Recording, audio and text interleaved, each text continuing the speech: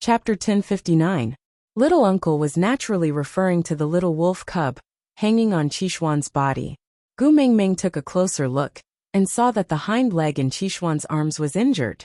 Although it was not serious, and it was just a scratch. But, that was their damn little wolf cub. Without another word, Gu Mingming rolled up her sleeves, and charged into the battlefield. She stepped on the second-level orc, who was fighting with Kanwu. The orc who was being stepped on was stunned. When he looked up to see Gu Mingming, he was clearly stunned, and could not say a word. Kanwu was also taken aback. Then, he immediately stood beside Gu Mingming timidly. "Mother." Gu Mingming pointed at Kanwu's nose. "Scram to one side. I will settle the score with you later." "Alright." Ever since Kanwu saw Gu Mingming teach Cole a lesson, he did not dare to talk back to her. Crestfallen, he ran to Qishuan's side and whispered, "Second brother, why didn't you warn me?" Qishuan was also very innocent. "I was thinking that if you could not defeat them, I would go up." Who knew that mother would suddenly charge forward? Great messenger. The orc who was being stepped on by Gu Mingming finally reacted. He stammered, "Why did you hit me?" Gu Mingming flexed her wrists. "You hit my sons, so I will hit you. If you are not happy, call your mother over and let her hit me." With that, Gu Mingming pinched the male's thigh hard. He howled in pain. Gu Mingming looked at the purple bean on the ground. "I heard that you took care of my children. This is a gift in return." As he spoke, he slapped the level 2 orc again, accurately knocking out one of his back teeth. Then he said, "Next time I hear you gossip, I'll pull your tongue out. Do you hear me?" The male covered his face and nodded. Then he asked pitifully, "What do you mean by gossip?" Gu Mingming rolled her eyes. She retracted her foot, and turned to walk away.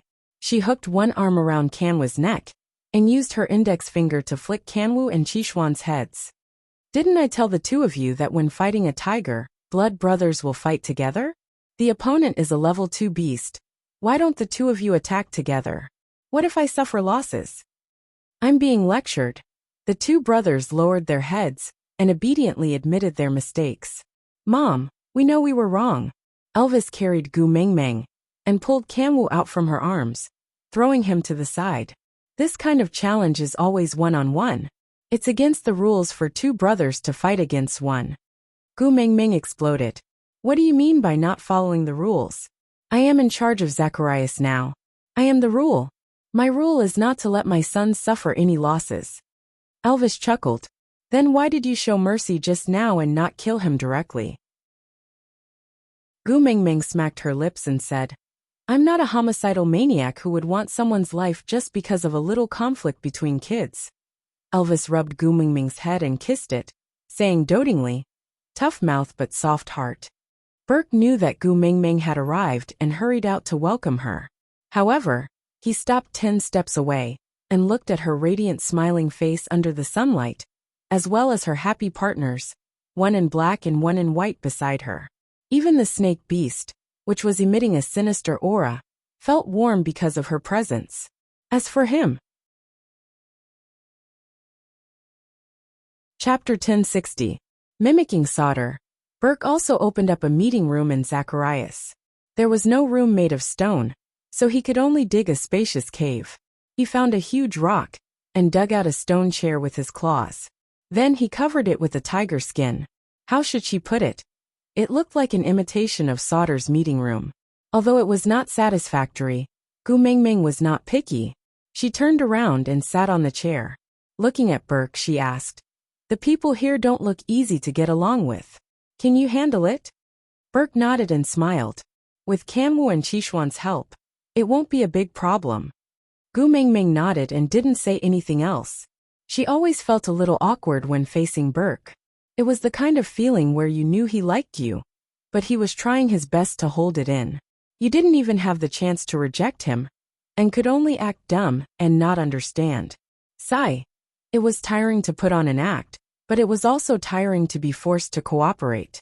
Seeing that Gu Mingming didn't say anything, Burke was clearly a little uneasy.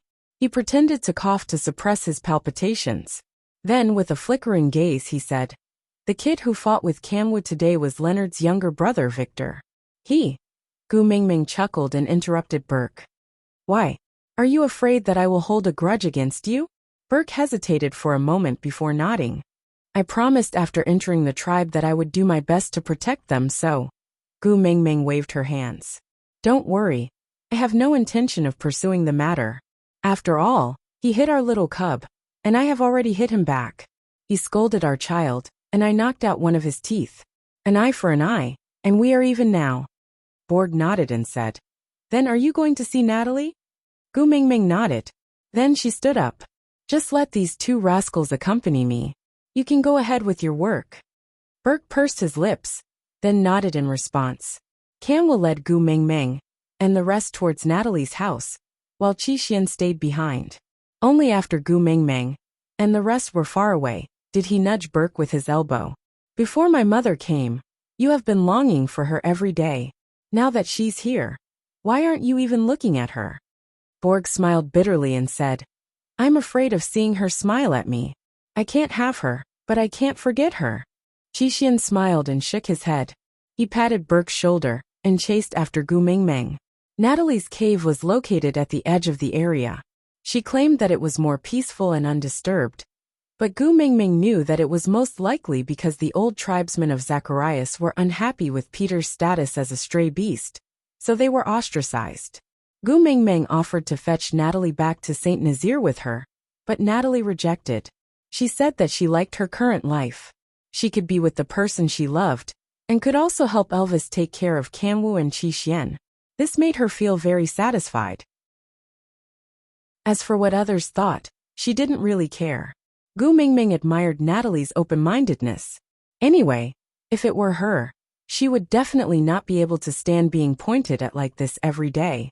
After visiting Natalie, Gu Mingming didn't intend to stay for long. She wanted to head back to Saint Nazaire. Chapter 1061. Kanwu and Qi came to send Gu Mingming off. But before they reached the separation zone, a tiger leaped out. If it was before she transmigrated, Gu Mingming would probably feel afraid. But now? You are? Gu Mingming looked at the tiger blocking her way and asked. The tiger shook its fur and transformed into a human. It was Victor, who had fought with Kanwa that day, the younger brother of Leonard's second-level beast. Gu Mingming raised her eyebrows and smiled mischievously. Oh, you know I am leaving, so you are here to take revenge? No. Victor raised his head like a bandit. With one hand on his waist and the other pointing at Gu Mingming, he said, I want to mate with you. Puffed. Gu Mingming choked on her saliva. She laughed and said, Child, did I beat you silly? Victor's face was extremely red, but he still maintained his bandit demeanor. He pointed at Gu Mingming and said, I am already an adult and a second-level beast. I am not a child. Gu Mingming facepalmed. Looking at Victor's face that looked as young as Kanwa's, she did not know whether to laugh or cry. Little friend, are you even 3 years old? Victor snorted proudly and said, 3 years old? Ha, female, are you looking down on me? Let me tell you, I am already 5 years old. Uft. Ha ha ha ha. Burp. Gu Mingming's face turned red from his cuteness. She patted Elvis's shoulder and laughed so hard in his arms that she could not stand up straight. So she was being teased, and he was being teased by a 5-year-old kid. You like me that much? You are actually so happy to hear that I want to mate with you. TSK. What a useless female. Victor said those words of disdain with an air of arrogance. But his little eyes kept glancing at Gu Mingming. Clearing his throat, he said, No wonder, your partners are all so old. It is normal for them to like a young, strong and charming male like me. There is no time like the present. Let's mate today, then I will leave with you. Elvis and Lee's faces had already turned as black as the bottom of a pot. Within a radius of 500 miles, one could clearly feel the low pressure. Yet, Victor did not know whether to say that a newborn calf was not afraid of a tiger, or to be more direct, that he was a little slow and had no sense of danger at all. He even raised his little chin and said, Your home or my home? As for mating, you probably won't be able to leave today. Let's change the date to tomorrow. Gu Mingming really did not want to laugh. She really wanted to treat this sudden confession seriously, but she could not control herself. Victor was completely immersed in his own imagination, because of Gu Mingming's incessant laughter. He cleared his throat and said in a domineering manner, "Why aren't you coming over? You only know how to laugh. I'll make you cry later."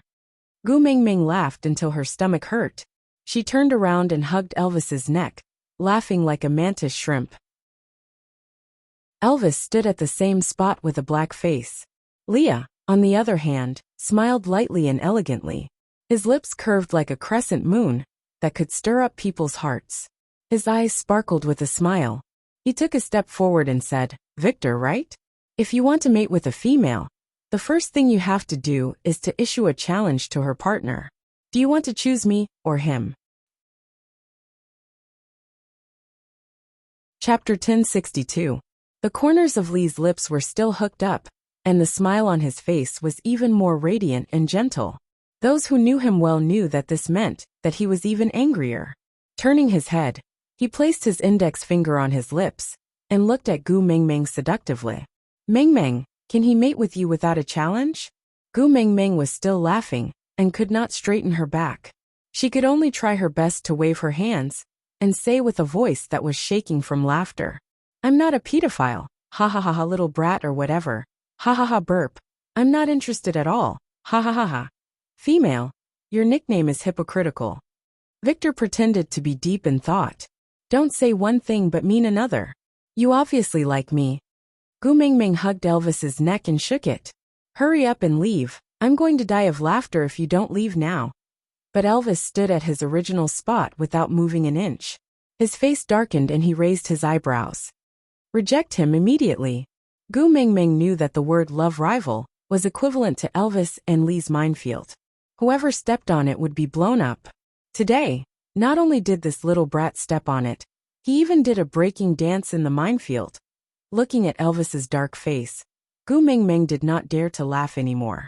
She knew that he was really angry, and it was the kind of explosive rage. That's right. Even when Gu Mingming hugged Natalie's newborn little bun, Elvis asked her if she wanted brothers to share the same wife. Victor, this 5-year-old little kid, was indeed old enough in Elvis's eyes. Gu Mingming's smile was dispersed by Elvis's dark face. Gu Mingming hugged Elvis's neck and kissed his face. "Hubby, don't be angry."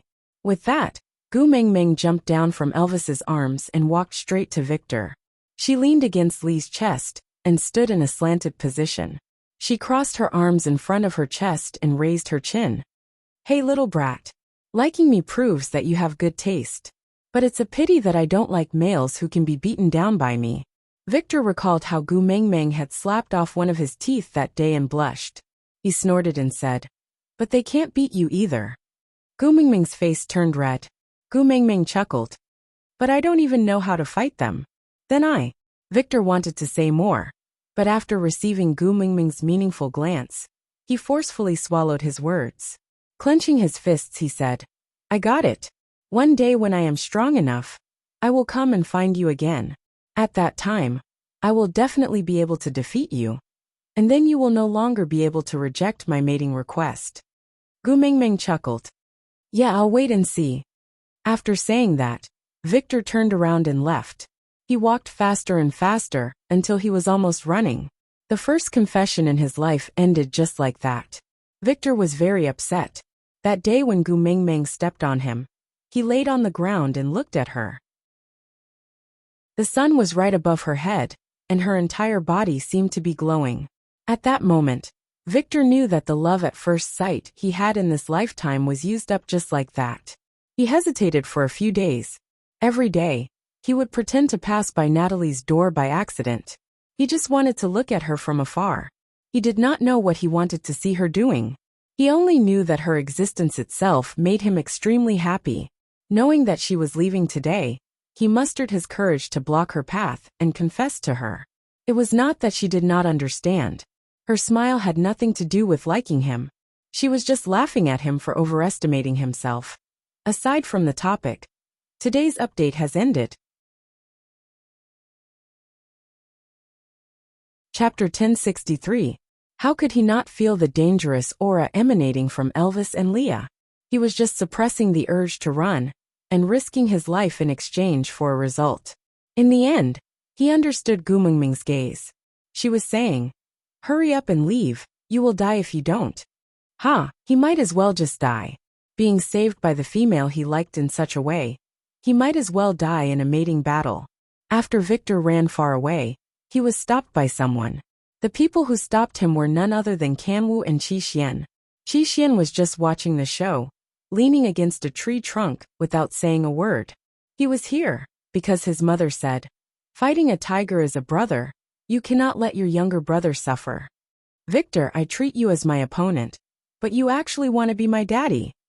Without a second word, Kanwu directly punched Victor's face. Victor was a second-level orc. It was easy for him to dodge Kanwu's attack. Dodging with a sidestep, he suppressed the frustration in his heart, and said with the air of a senior, "Don't mess around, you can't beat me." Victor's pretentious words made Kanwu even angrier. Without a second word, he transformed into his original form, and charged forward. The wolf and tiger fought into a ball, while Qi Xian just held his forehead and watched. As long as his stupid brother did not suffer, he did not care about anything else. He was now thinking about more important things, such as, if someone passed by, how should he pretend not to know the two beasts who were fighting so miserably? After letting Victor go, Gu Mingming turned around, and met Li's long and narrow eyes. His slender and bony fingers hooked Gu Mingming's chin lightly, and with a cold smile in his eyes he said, "You promise me that if there's a male you like, you will tell me in advance and allow me to eliminate him." Gu Mingming laughed dryly. "Yeah, if there is really someone I like, I will definitely tell you in advance." Leah narrowed his eyes. "Gu Mingming, you lied to me? MMM?" Gu Mingming shook her head and denied. No, how would I dare? But you were clearly letting him go on purpose just now." Leah inched closer, and an oppressive aura enveloped Gu Mingming tightly. "I saw the way you winked at him." Elvis walked forward and stood shoulder to shoulder with Leah. He did not say a word, and just frowned and pursed his lips. He looked at Gu Mingming quietly with a pained and speechless expression. He was the first partner, so he couldn't be like Leia and say whatever she wanted. But only the heavens knew that he was so jealous that he wanted to slap that arrogant brat into meat paste. He wanted to lock Gu Mingming fiercely in his arms, and question her brazenly like Leah why she smiled at that fellow. He wanted to loudly order her not to give anyone else a chance. But after the words rolled around in his throat, what came out was, "If you like tigers, you might as well consider Oriton. At least you're stronger than him, and you're not as annoying." Leah originally thought that Elvis would at least stand on his side at this moment. But the moment Elvis said that, Leah exploded instantly. "How dare you? If you dare to consider Oriton, I will slaughter him and stew him with potatoes the moment I return to Saint Nazaire." Gu Mingming walked past Leah, and her eyes were instantly filled with tears. She looked up at Elvis. "Are you serious? You want me to accept Oriton?" Chapter 1064. "Elvis, you have no conscience," Gu Mingming said as she punched Elvis's chest. She did not use much strength, and it was light as a feather. After a few punches, she pounced into Elvis's arms and sobbed. "You can't wait to push me to someone else? Are you sick of me now? You don't like me anymore, right?" Sobs, sobs, sobs. "Elvis, you have a change of heart, haven't you?" He was beaten and misunderstood, but he was not angry. She behaved like a child in his arms. She clearly knew that he could not do anything to her tears, but she still squeezed out a few drops of tears to fake her tears and force him to give in. The heaviness in his heart suddenly lessened, not because of anything else, but because at this moment, she was in his arms. Heaving a sigh of relief, Elvis hugged Gu Mingming in his arms and said, "My heart hasn't changed. Can I dig it out for you to see?" Gu Mingming blinked and shook her head, saying, "I won't allow you to hurt my husband." Elvis smiled bitterly and tapped Gu Mingming's little nose, saying, "I can't hurt your husband's heart. The only one who can make his heart ache is you." Gu Mingming wiped her tears and softened her voice, saying, "I won't do anything to make my husband's heart ache. When you look at other males, your heart hurts. When you smile at other males, it hurts too. You have to accept other males. Just thinking about it makes you feel so much pain that you wish you were dead," Elvis said. Gu Mingming's little hand gently touched Elvis's chest. Her soft fingers had a gentle power that slowly seeped into Elvis's chest. as if it was really comforting the pain in his heart. Pouting, Gu Mingming said, I won't smile anymore. I won't smile in front of others anymore. Don't hurt. No. Elvis kissed Gu Mingming's brows and said, You still have to smile, because I will hurt if you smile. But if you don't smile, I will die. He did not forget how depressed Gu Mingming was when Snake just died, and how torturous his life was when she did not smile. But you can only stay in my arms. This was his final bottom line. He could not back down. Gu Mingming chuckled and kissed his lips back. Silly hubby. I have nowhere else to go other than in your arms. Elvis's heart felt like it was being scratched by a cat. Nowhere to go. How could this be? She was so beautiful, so dazzling. Someone that the whole world desired. Everyone wanted to be her home. As for her, it wasn't that she didn't have a choice. She just said that she had to have him. The gloominess in Elvis's heart completely dissipated. He pinched Gu Mingming's little face and said, All right. If you have somewhere else to go in the future, I might consider tearing this world apart, so that you have nowhere to go except for my embrace. Gu Mingming chuckled and kissed Elvis on the cheek. Yeah, your title as the leader of the Husky Demolition Team is not just for show. I believe in your professional abilities. He did not know what nonsense she was spouting, but just looking at her smile, he could not help but laugh along with her. Chapter 1065. Lee's heart skipped a beat. He was excited at first, but then stopped abruptly. He frowned and took a step back. His gaze was so deep that he could not even maintain his smile. He shook his head firmly and said, No, don't mention this again in the future. Lee's reaction. Gu Mingming was extremely confused. She was very sure of Lee's feelings towards her, and was very confident. But why? Gu Mingming did not understand. Didn't the males in the beast world yearn for offspring? Why was this fox and her family so resistant? Gu Mingming herself did not have the habit of giving birth. But she had always thought that since she gave birth to a litter of wolf pups for Elvis, she should at least give birth to a litter for Leah to be fair. But he actually rejected her so righteously. This suddenly made Gu Mingming feel a little uncomfortable. She could not describe it, but it felt weird. Leah turned his head and avoided Gu Mingming's gaze for the first time. He only said, I don't like little cubs, they're too noisy and annoying. Gu Mingming narrowed her eyes and shook her head. When Huda and his brothers were young, Elvis always threw them to you to raise. You treasured them so much that you never showed any impatience. Don't think that I don't know how much envy you have in your eyes every time you see the 4 little ones. Previously, I always had things to do, so I did not mention this. Now that I am free and am willing to give birth to your children, why do you look so unhappy? Why? Are you afraid that I will use this to blackmail you? Leah took a deep breath and said, Anyway, I'm not giving birth. You. Gu Mingming suddenly felt speechless. There was no reason, only a stance. Not giving birth meant not giving birth.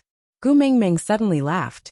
She looked up at Leah in a provocative manner and said, If you have the ability, then don't touch me.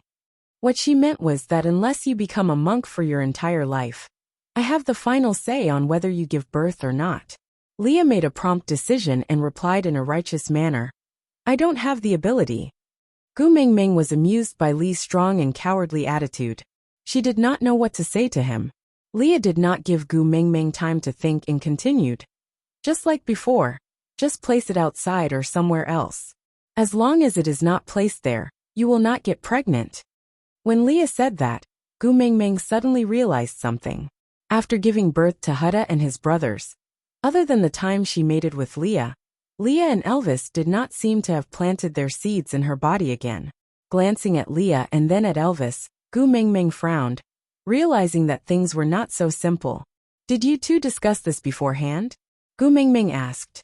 Elvis did not avoid it, and just nodded his head. Yes, we've discussed it. We already have 4 sons in our family, and all of them have lived to adulthood. This is enough. So what Leah and I mean is that we won't let you get pregnant again. Why? Gu Mingming was really speechless. I like children furry and cute. Chapter 1066. Gu Mingming decided not to walk anymore. She took 2 steps back and stood opposite Elvis and Leah. She squinted her eyes and sized them up. After a moment of silence, she opened her mouth and said, I have Wang Xiaoxin's psychological knowledge now. If I want to, I can trick you two into revealing the truth step by step. But I don't want to do that. So you better tell me immediately, directly and clearly, what is the situation? Leah was unwilling to say, because he was afraid that Gu Mengmeng would feel burdened and guilty. Because she had 2 partners, she was always careful in relationships. She did not dare to say things that she could ask for in a righteous manner. Just like Victor's confession of love just now, no matter whether Gu Mengmeng intended to accept Victor or not, his and Elvis's actions were inappropriate in the beast world. She had the right to be angry, and could even abandon him and Elvis because of this, but she anxiously coaxed them instead. This made them even more insatiable, and even started to blur the boundaries of the dominant position in the family. But Leah did not forget that he was the one who forced Gu Mengmeng to such a lowly position. If he had accepted Gu Mengmeng with a clear conscience back then, and did not create those troubles, then he and Gu Mengmeng would be living like deities now.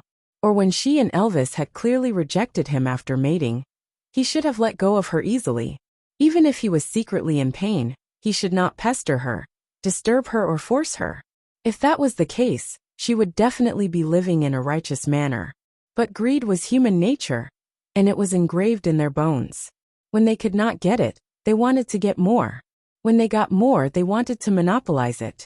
Now that monopolization was impossible, then, they were like wild beasts protecting their food, baring their teeth to warn and threaten their own kind that tried to approach them. If it was in other families, they would be despised and abandoned males. But facing their possessiveness, Gu Mengmeng tolerated it with a guilty heart. Leah sometimes felt very conflicted. He really did not want Gu Mengmeng to have other males, but he also hoped that Gu Mengmeng could be more righteous, even if she scolded him. So when Gu Mengmeng asked him why he did not want to give birth to little foxes, he hesitated. Not willing. Every nerve and cell in his body was roaring. He wanted the child she bore for him. But Leah frowned and lowered his head. The previous messenger of the beast deity was best at reading people's minds. Up till now, a lot of important information had been lost from the inheritance, but with just an incomplete copy, the Snow Fox clan could still control the entire beast world. In this generation, both Cole and Leah were the cream of the crop. It was just that one had become an ambitious person, while the other had become a hermit. Coincidentally, both of them had their eyes on the same woman. Leah did not want Gu Mengmeng to see any flaws from his face, so all he could do was to lower his head and avoid talking. Elvis's thoughts were not as complicated as Lee's. He only knew that he had promised Gu Mengmeng not to hide anything from her, and he had to keep his word.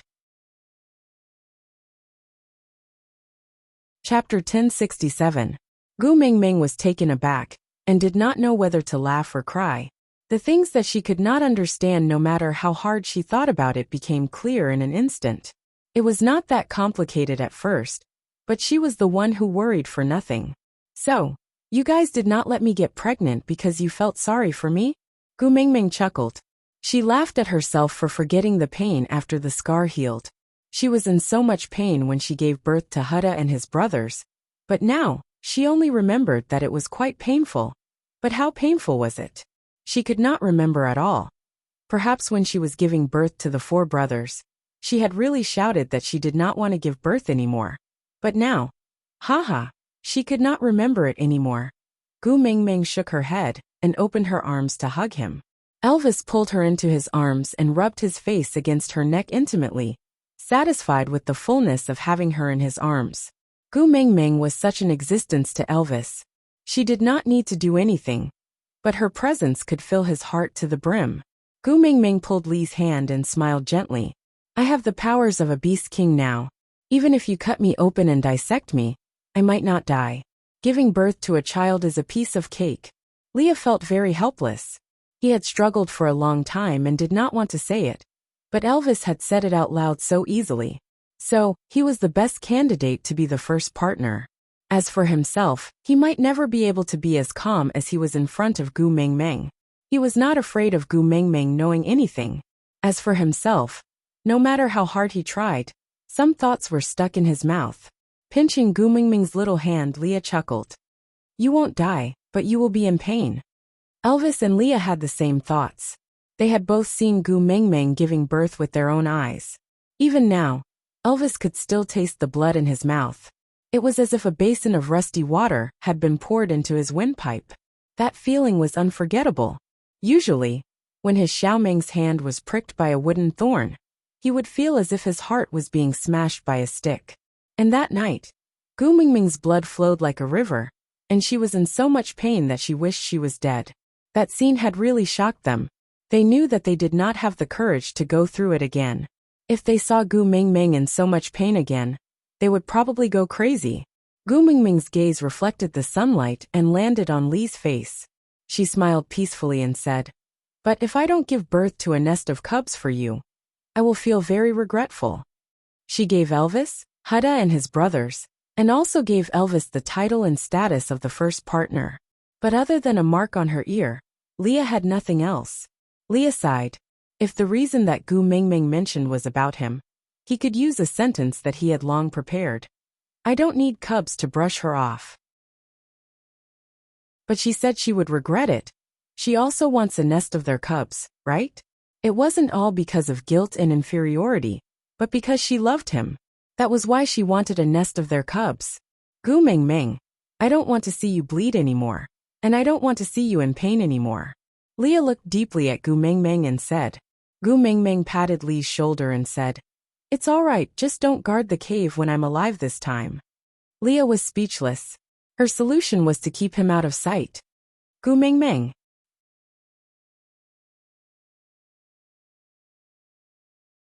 Chapter 1068. Previously it was Elvis, this time it was her. Ha! She did not even change her lines. Even though he knew that she wanted to act, Leah was still willing to cooperate. If she wanted to hear it, he was willing to pour out his heartfelt words into her ears every day. There is a scar on my heart, where the sky once fell. If you cut open my chest, you will realize that the scar is very special. There are only 5 words: I don't love you anymore. Gu Mingming's heart shrank, as if it was being scratched by a cat. She knew better than anyone else who said I don't love you anymore. Pursing her lips and not saying a word, Gu Mingming's eyes met Li's long and narrow pupils. She was sucked in by his deep love, and could not move an inch. Leah went forward and kissed the tip of her brows lightly, whispering softly, A body of pure white fur established my holy and noble childhood. Ha! I was once a child blessed by the gods. I stood at the most dazzling place under the sun, and was worshipped by people. I also once fell into hell because of hatred, killed hundreds of demons, stepped on other people's bones to climb up, becoming the most evil existence in this world. However, from the moment I met you, I was empty. He placed Gu Mingming's little hand by his lips and kissed it gently, looking up at Gu Mingming, continuing, That's right, I said I was empty. I emptied my body and emptied my heart. There is no good or evil, only you. In my name, I swear to the beast deity, from today onwards, only you are my God, my life, my everything. Leah repeated the oath he made back then, still full of deep love. His long and narrow eyes were full of infatuation, gently but firmly entwined around Gu Mingming, not leaving a single gap. If you are kind, I will redeem myself and become a Buddha. If you are evil, I will sacrifice myself and become a demon. Li's fingers hooked Gu Mingming's chin lightly, kissing her thin lips. The kiss was lingering but not deep, giving off a sense of beauty, as if they were filming an idle drama. After a long while, Leah finally pulled away, looking at Gu Mingming with misty eyes, saying, I will be wherever you are, regardless of good or evil, regardless of life or death. But you say, I don't love you like this? MMM? They were an old couple, right? But Gu Mingming still blushed, and her heart raced from Li's occasional teasing. Heh, that's true. This sentence, don't you love me anymore? In the modern era, this was a golden phrase that could do anything. As long as this line was used, boys could only submit. Whether it was right or wrong, in front of this sentence, if you didn't want to make a mess, you could only admit defeat. Because once it rose to the value of you don't love me, Hee hee. It would be quite difficult to coax. Or you actually want to change girlfriends, so it doesn't matter. However, this did not work in the beast world. It's not that it won't work. The reverse will work as well. If a male asks a female, "Do you not love me anymore?" It was much more reasonable in the beast world. Gu Mingming facepalmed. She had to end her pretense, even if she had to die. So he cleared his throat and forced himself to say awkwardly, "You used to love me very much. You agreed to everything I said. Now, I'm just saying that I want to give birth to a nest of little foxes, but you're not willing. Clearly, you don't love me anymore. So you think I'm troublesome." Leah chuckled and said, "Do you really want a nest of little foxes?" Gu Mingming nodded her head heavily, showing her determination.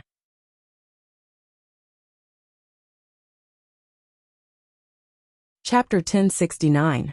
Snatch a nest?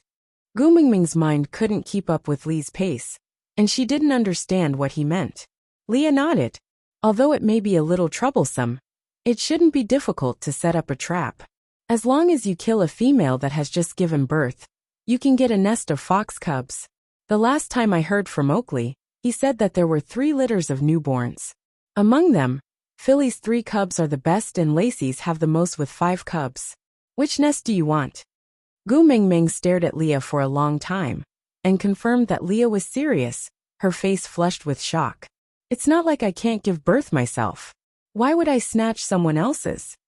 Leah replied, "I can't bear for you to suffer." Gu Mingming hurriedly waved her hands. "But you can't kill a mother and snatch someone else's child." Leah shrugged. "Why not? Why?" Yes, in this beast world, forceful snatching was the right thing to do. So Cole snatched her Qixuan away, and she could only snatch it back. Power was justice. If she couldn't win, she couldn't reason with him. Gu Mingming still shook her head. "Leah, you know that the education I received since young is different from you. I have deeply ingrained values, and there are many things I can't do." Leah didn't force her and took a step back. "Then don't snatch them away. Let them raise them themselves. When you want to play, I will bring them over for you to play with. You can just return them when you are done playing with them." Gu Mingming replied, "Don't you feel envious looking at other people's little foxes?" Li's long and narrow eyes brightened.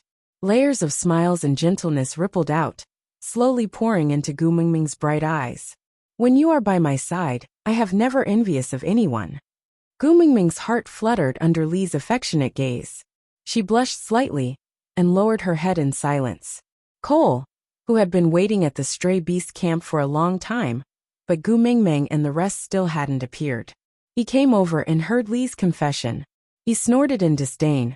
"If you care about everything with your mouth, what about a mute?" With a pop, the romantic dividend bubble was burst by Wabi. Gu Mingming sighed and shook her head in exasperation. "You're an old bachelor. What do you know?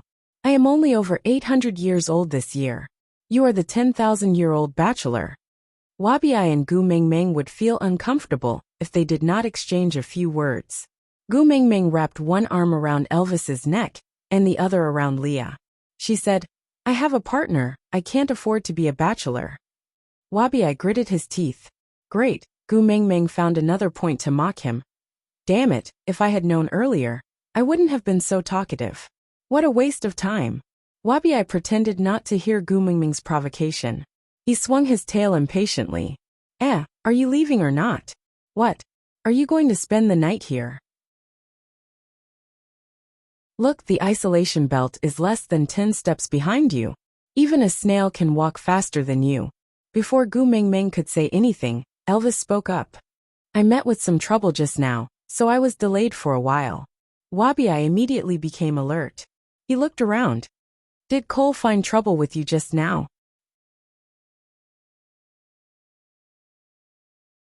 Chapter 1070.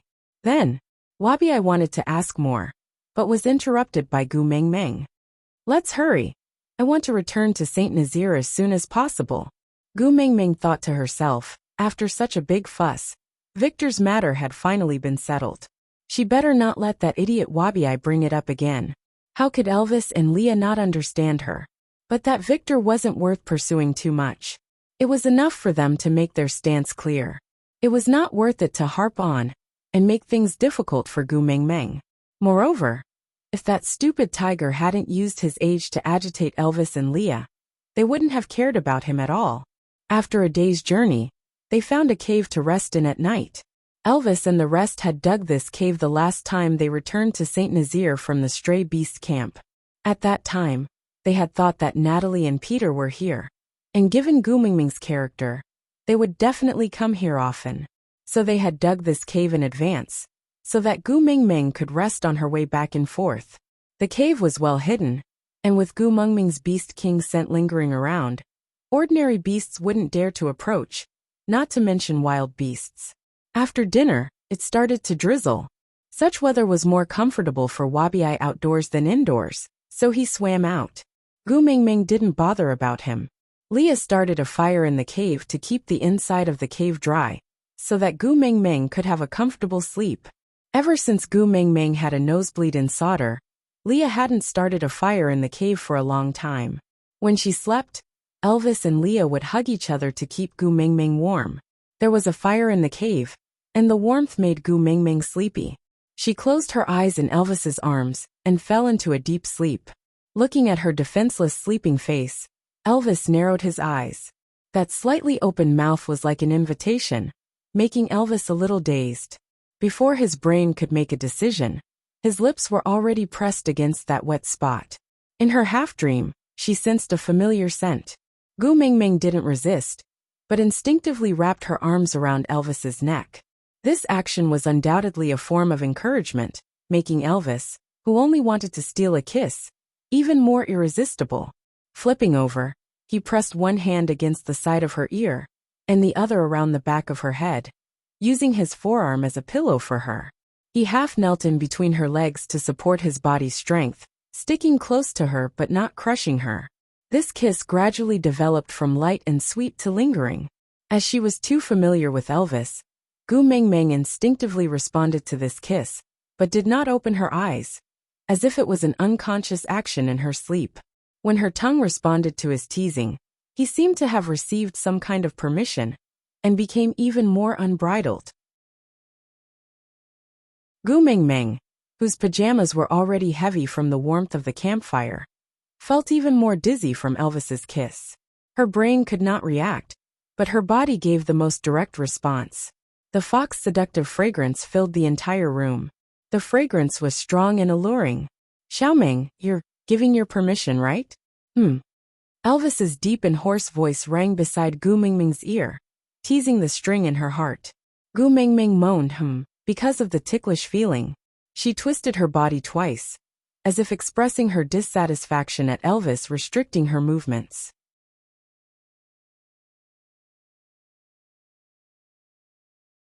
Chapter 1071. Elvis had not started eating for a long time, and so was Leah. "But I will go out and guard for you." Leah stood up with much difficulty, fighting with his rationality and desire. Elvis also knew the reason why Leah gave up on joining. When he was in the throes of passion, he was afraid that Gu Mingming would pester him to mention the little fox again, so he avoided her alone. After all, if Gu Mingming really wanted to pester him, how could he and Leah resist her? But you can't hide from her forever. Leah paused his steps with much difficulty. He did not turn back, afraid that he would pounce on her. So he said, "Bear with it first. We will talk about it after she forgets about it." Elvis looked at Lee's back view and remained silent for a moment, before saying, "Next time, I will help you guard." Yeah. Leah still walked out in the end, even though every step was difficult, and he was in a pathetic state. But it was better than enduring the fire burning his body. It was better than watching her suffer so much just to give birth to a nest of spoiled cubs. Sitting at the entrance of the cave, Leah looked up at the sky and smiled bitterly. "I told you before, it's enough for us to have one fox in our family, but you just won't listen, so naughty." In the cave, the atmosphere became even more intense after Leah left. Elvis caressed Gu Mingming's hair lightly and called out gently, "Xiaoming, open your eyes and look at me, yeah?" Yeah. Gu Mingming was already awake, but her eyelids were so dry that she was unwilling to open them. Women were just so strange. She would not have any thoughts before experiencing it, but after experiencing it, her body would start to have needs. Moreover, the more wonderful the experience, the better her body would be developed, and the more sensitive and eager she would be towards certain things.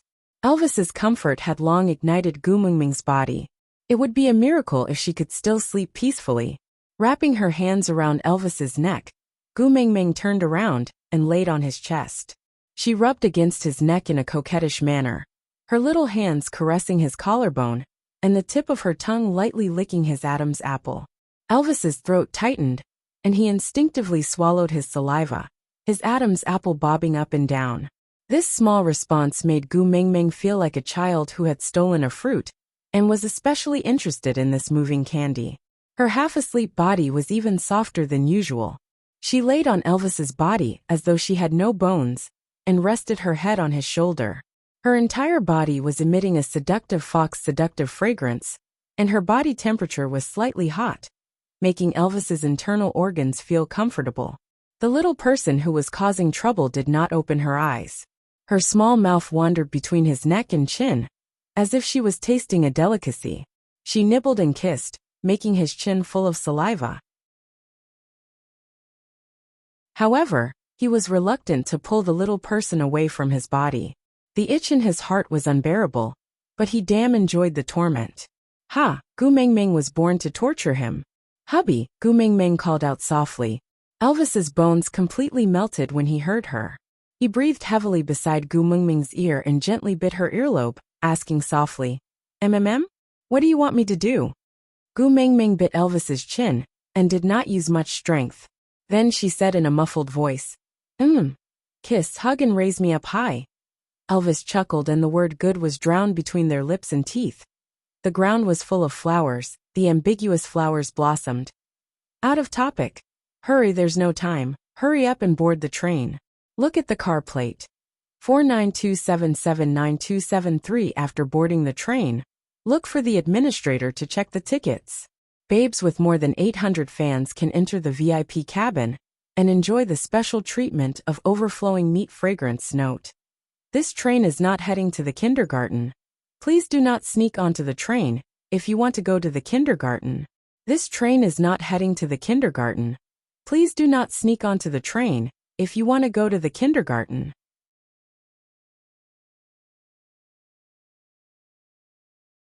Chapter 1072. She had been tortured by Elvis too much. If she had given up and fainted as usual, she would have recovered after a day's rest. But because she had promised him, Gu Mingming forced herself to stay conscious and fight for half a night. She had truly experienced the difference in their abilities at every juncture. In a daze, she heard Elvis ask her if she wanted to set off. She said something in a daze, and then she felt her body start to move unsteadily. Yeah, it should be Elvis carrying her towards Saint Nazaire. Gu Mingming slept more peacefully this way. She slept for more than 2 days straight. When she woke up, she was in Frankston. Gu Mingming could recognize this place, mainly because Hanston and Joshua were standing right in front of her. Yeah, 3rd-level rhinoceros and 1st-level apes. The tribe had taken in the old tribesmen who had attacked the Snake King Valley. They had once requested to mate with her and Sauter, but were threatened and mocked by Elvis and Leah. After that they had never seen each other again. Gu Mingming remembered Leah telling her that Frankston and Saint Nazaire shared a border. They had never met before, because they did not dare to appear in front of Elvis. This time, they were quite daring. Were they not afraid that Elvis and Leah would be unhappy and really destroy Frankston? Leah was preparing lunch for Gu Mingming. After Victor's lesson, Gu Mingming did not dare to show any attention to other males. She did not even dare to look around, and just stared at Elvis's Adam's apple. She did not spare a single glance at Hanston and Joshua, who were standing in front of her. Damn it, Elvis's jealousy was not something to joke about. She had already slept for 2 days, and still felt pain all over, as if she had been hit by a truck. And this was with the protection of the Beast King's abilities. If not, Gu Mingming really felt that she had been too rash in mating. She should have tried marriage in advance. Otherwise, it would be too late for regrets when she died in bed one day. Elvis was very satisfied with Gu Mingming's reaction. How good would it be if she could stay in his arms obediently like a kitten, and not give anyone a chance? After knowing that the great messenger was passing by Frankston, the two of us specially came to escort you to ensure that you are safe in Frankston. Hanston said respectfully. No need. Gu Mengmeng waved her hands and said, Elvis and Leah are enough to take care of me. I don't need anyone else. Wabi rolled his eyes, which meant, do you think I'm not human? Gu Mengmeng glared at Wabi from the side of Elvis's neck, meaning to say, why are you pretending to be a human when you're just a pile of shit? Wabi didn't want to embarrass Gu Mengmeng in front of outsiders, so he tolerated it and didn't make a sound. He just slowly closed his eyes. Out of sight, out of mind. Hanston understood the meaning behind her words and thought that she was still upset about the time he had proposed to her in Sauter. So he said, Great messenger, don't misunderstand. Hanston knows that I am not worthy of you, and I have already put away those thoughts that I shouldn't have. This time, he was really here to escort the Lord Emissary. After all, this is Frankston's territory. If the great messenger encounters anything unpleasant here, we won't be able to bear the consequences.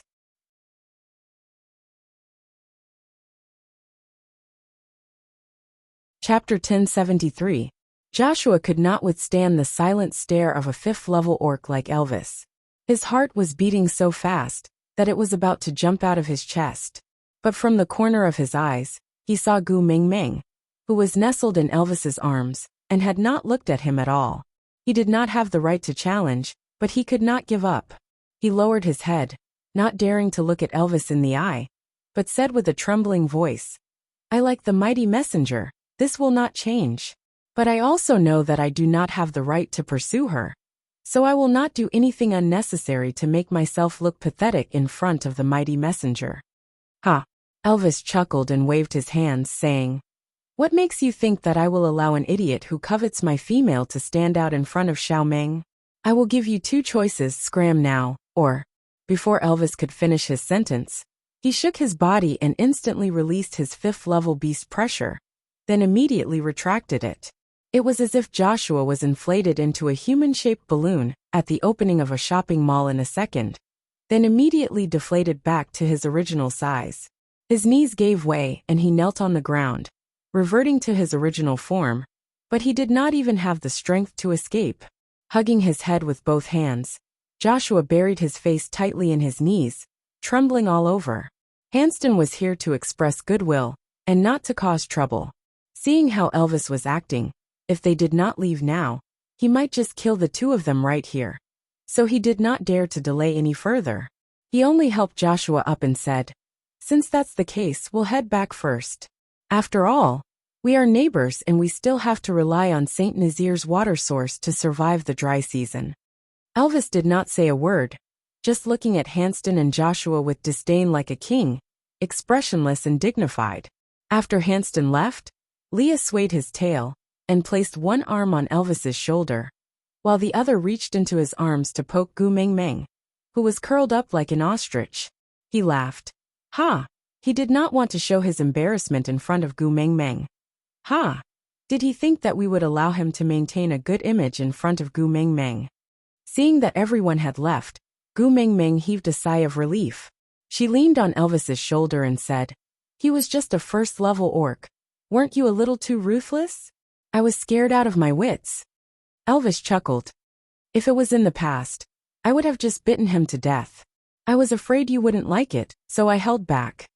Gu Mengmeng did not say anything else. After all, she had heard about what kind of person Elvis was in the past. He had already changed a lot because of her habits and personality. He had always been accommodating her, hadn't he?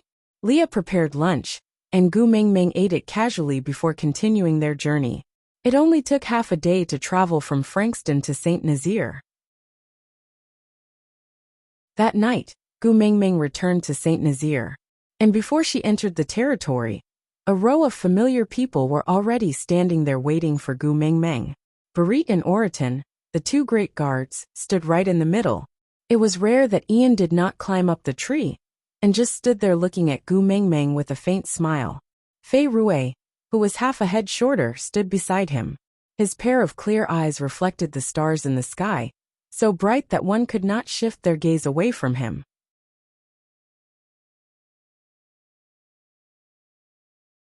Chapter 1074.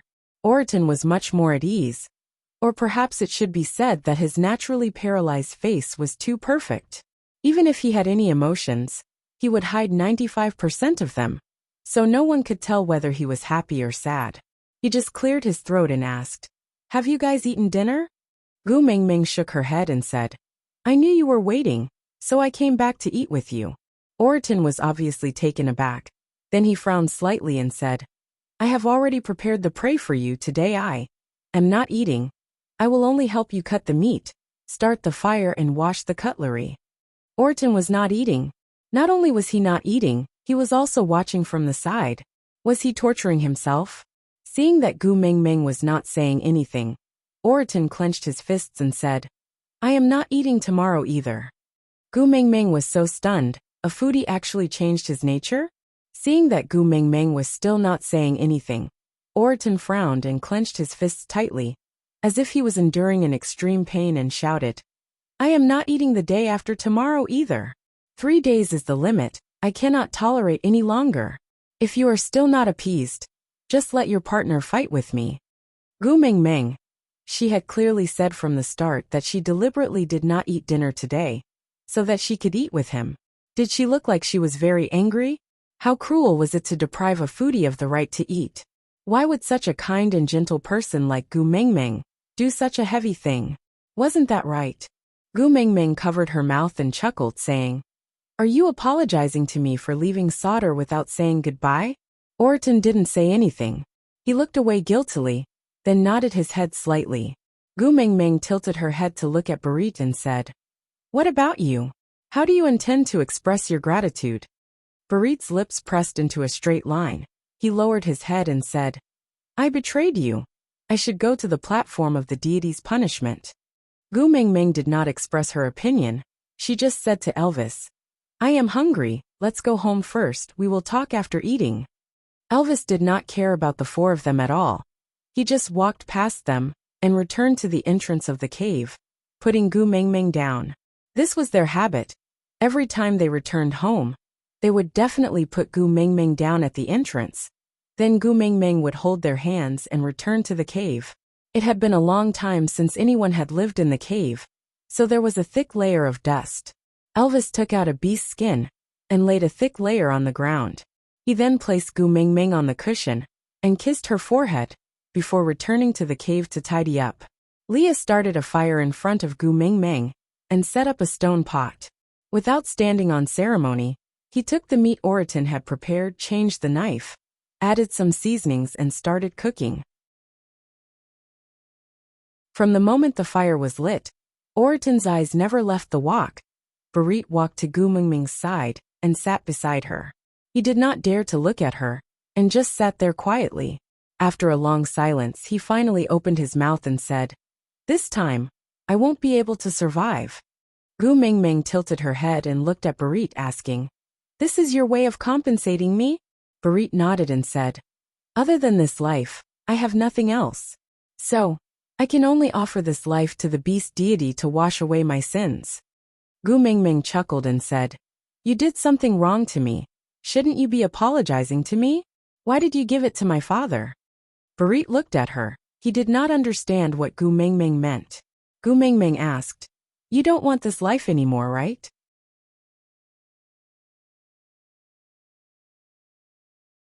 Chapter 1075.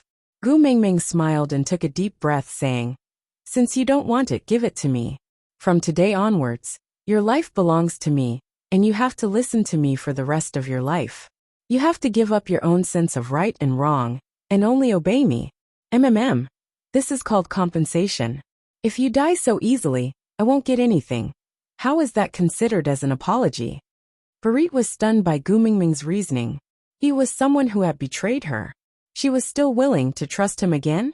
She was still willing to give him another chance to stay by her side? He had thought that she would never forgive him. He had thought that she would never want to see him again. So he said he would go up the platform of the deity's punishment and never come down again. That way, she would be happier and appease some of her anger. But she said he belonged to her now. Why, you're not willing? Gu Mingming raised her brows and said, "All right, I won't force you if you're not willing. Then help me do 10 things instead. I'm willing. Barit blurted out. Gu Mingming chuckled and nodded in agreement, saying, alright. Then it's settled. But I haven't thought of the 10 things yet. You can know me first. Barit shook his head and blushed. He looked at Gu Mingming with his bright eyes and said, Not this. I mean, I'm willing to give my life to you and listen to you for the rest of my life. I don't have my own sense of right and wrong and only obey you. I'm willing. Actually, Gu Mingming had purposely said that to scare him. After all, they were friends. He knew that Oakley was plotting against her, but he did not even warn her before leaving without bidding farewell. Gu Mingming was quite resentful towards him for this. After all, if he had revealed a few words to let Gu Mingming know about Oakley earlier, maybe things could have changed. Oakley and Bloom wouldn't have to die, but Barit agreed just like that, and Gu Mingming was caught unprepared. Laughing dryly, Gu Mingming patted Barit's shoulder and said, Actually, you just didn't report what you knew. It's not a crime worthy of death, and you don't need to throw away your entire life. Barit's expression stiffened. He retracted his gaze and lowered his head to look at his own shadow. He slowly asked, You actually don't want to see me anymore, right? It's okay, don't force yourself. I don't deserve to be forgiven. Gu Mingming had transmigrated here for a year, but she was still not used to the relationships between men and women here. One was absolutely supreme, while the other was even lower than a speck of dust. As long as he made a female unhappy, he would deserve to die. Gu Mingming looked at Barit's expression. If she did not take his life and ravage it ruthlessly, he would admit that Gu Mingming had not forgiven him. Shaking her head helplessly, Gu Mingming said, Alright, I'll take care of your life first. When you meet a female you like Colin, and want to mate with her, I'll return it to you. In other words, if he thought it through, he could be free at any time.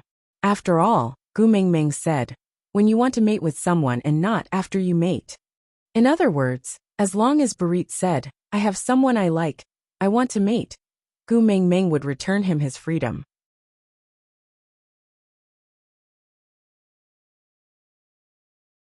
Chapter 1076. From the first time he saw Gu Mingming, Barit had already set his eyes on this female. At that time, Elvis had wrapped her in a huge piece of beast skin, and he did not even see her face. He only felt that the smell on her body was especially nice and different from all the other females. The first time they met, she raised her hand and slapped a male. This kind of action was very common in the beast world. Males would not even feel anything wrong when they were slapped, and would only care if the female's hand hurt. But even so, he was still attracted to her. Because the reason she slapped someone was not because the male did something bad, but because the male liked her after smelling the scent on her body. Usually, females would feel that their vanity was satisfied, and they would scold them symbolically. But he had never seen anyone really get angry like she did.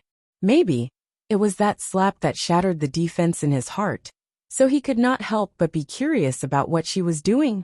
What was she thinking? What would she do next? Then, her reaction surprised him time and time again, and he could not take his eyes off her. In this life, the craziest thing he had done was probably helping her escape. The most glorious thing was going up the platform of the deity's punishment for her. But ever since he knew that she was the messenger of the beast deity, Barit clearly knew that it was impossible for him to be with her in this lifetime. He was not worthy of her, wasn't he? After that, she mated with Elvis, and even someone like Leah had to put in a lot of effort before he finally got the upper hand. He could see everything about her clearly, and he knew better than anyone else that her heart was already fully occupied by Elvis and Leah. No one could come between them anymore.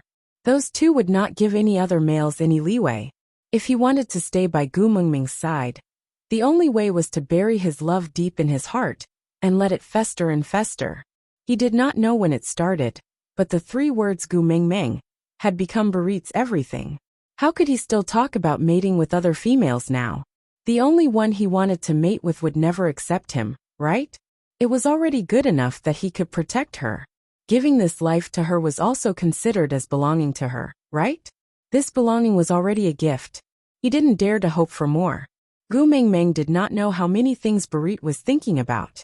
She just tilted her head and said, There's something that I have always wanted to ask. Barik collected his thoughts and looked at Gu Mingming, waiting for her to continue. Gu Mingming asked, "How did Oakley convince you and Orton back then? You don't seem like someone who would abandon me so easily." His heart was touched.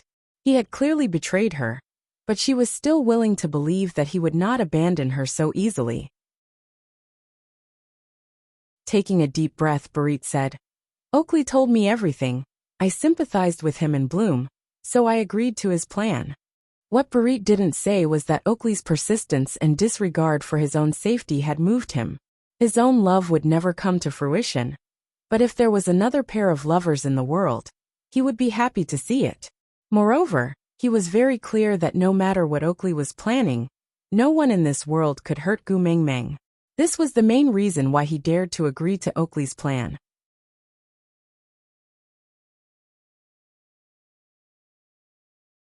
Chapter 1077. After Leah finished cooking, Orton was in a bewitched state. His eyes were fixed on the pot, and his face was flushed red. Gu Mingming felt that even if she suggested chopping off one of Orton's hands in exchange for him eating, he would not even blink, and would only ask if it was his left or right hand. Gu Mingming was very naughty, as she deliberately used an exaggerated eating method to taste Lee's cooking. She used the words commonly used in food shows to exaggerate her praises, while purposely waving the bowl in front of Orton. She pretended to be innocent and said, "It smells so good, Orton, take a sniff." Orton wanted to hit someone. Gu Mingming put down her bowl and chopsticks, holding her chin as she looked at Orton and said, "Answer a few of my questions. If I am satisfied, I will let you eat." Orton's expression did not change from beginning to end. He still had a poker face, but his eyes obviously lit up. Gu Mingming asked, "Why did you listen to Oakley's arrangements and leave without even informing me?" Orton replied, "Oakley told me and Barit about his arrangements." Gu Mingming nodded and said, "So you also sympathized with him in Bloom? So you listened to his arrangements?" "No." Orton shook his head and said, "I don't understand and have no interest in love. I will also not sacrifice half a year's worth of delicacies for that kind of thing." Gu Mingming laughed. Hearing his words, he sounded so wronged. In order to eat as soon as possible, Orton started explaining in detail without holding back. "According to Oakley's plan, you will definitely not be back for a while. But if Ian is the only one in St. Nazaire, it will be hard to control the situation. First is the food storage for the winter. Last year, there was already news that St. Nazaire had a way to store food to prevent it from going bad. This year, the tribesmen of St. Nazaire started hunting in large numbers during the rainy season, which almost confirmed this rumor. If you are in St. Nazaire, there is naturally no need to say anything. But if you are not here..." Orton paused for a moment before turning around to look at Elvis and Leah, before looking at Gu Mingming. He continued, "If the other tribes have a way to store food but St. Nazaire doesn't, what do you think your two partners will do to ensure that you don't have to starve during the winter?" What to do? Was there a need to say, "Snatch it"? Gu Mingming had no doubt that if they were in each other's shoes, Elvis would bring back all the food from the other party's tribe to ensure that she would have enough food during winter. The other males in the beast world might not be as powerful as him, but for their own females, they would definitely have the guts to do so. In this way, St. Nazaire would become the target of public criticism. Ha! An innocent man gets into trouble because of his wealth. Gu Mingming nodded, indicating that she understood. Actually, Orton did not really understand what Gu Mingming was talking about, so he did not answer Gu Mingming. He just continued to be honest. "You're not around, Elvis and Leah are also not around. So St. Nazaire is in a protective vacuum state. This is equivalent to a pot of fragrant meat stewed. But there is no one guarding the side of the pot. So the wild beasts attracted by the fragrance of the food will naturally not be polite."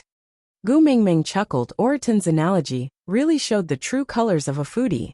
He couldn't help but tease. "So you came back to protect your food?"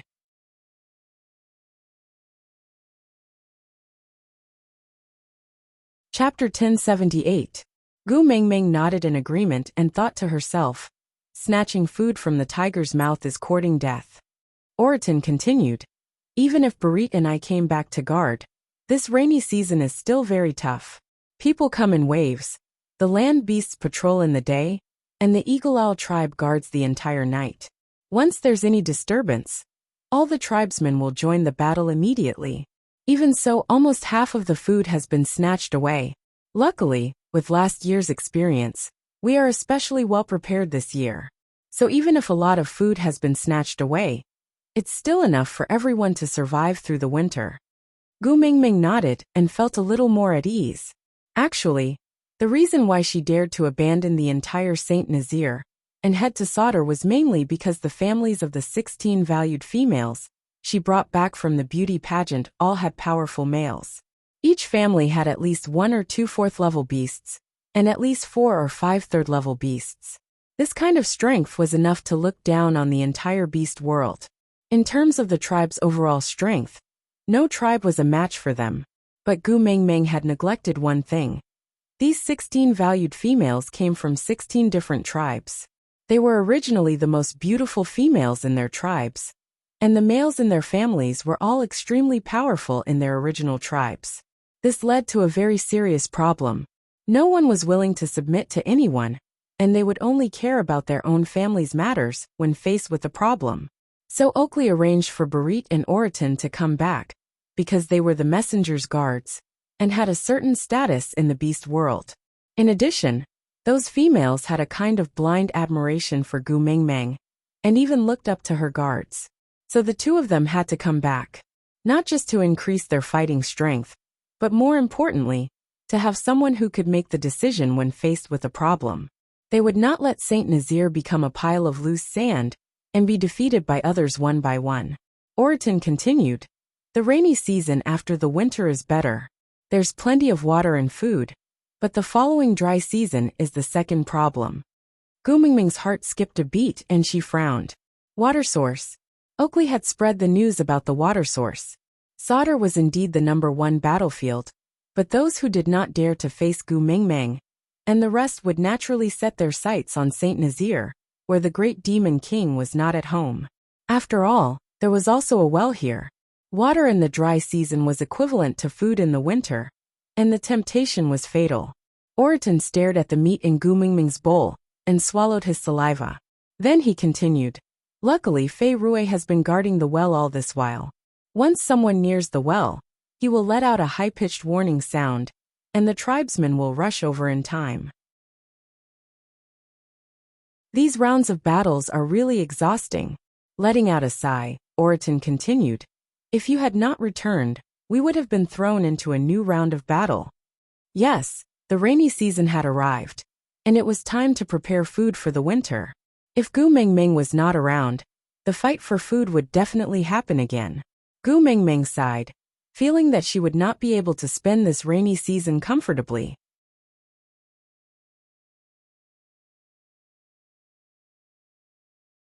Chapter 1079. It was not an exaggeration to say that Oraton's eyes were almost shooting out lasers, the kind of intensity that could shoot down a plane in the night sky. All the blood vessels in his body were about to explode, but he still looked at Gu Mingming with a poker face and asked, Are you really giving it to me? Gu Mingming felt like laughing at Oraton's expression.